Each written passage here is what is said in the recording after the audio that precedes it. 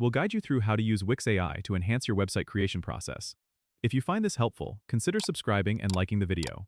First, go to the Wix website and log into your account or create a new one if you haven't already. Once you're in, look for the option that says Create New Site and click on it. Now, you should see an option to use Wix AI to build your site. Click on Start with Wix AI and the magic begins.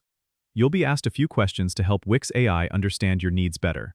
This includes what kind of website you're creating, such as a portfolio, blog, or online store, and a few design preferences like the style and color scheme you prefer.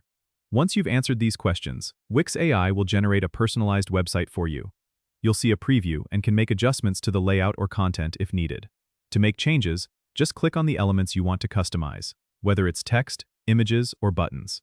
Wix AI is designed to be intuitive, so you can easily drag and drop elements around. If you're looking to add new sections or features, look for the Add button on the side menu. This lets you include things like galleries, contact forms, or social media links.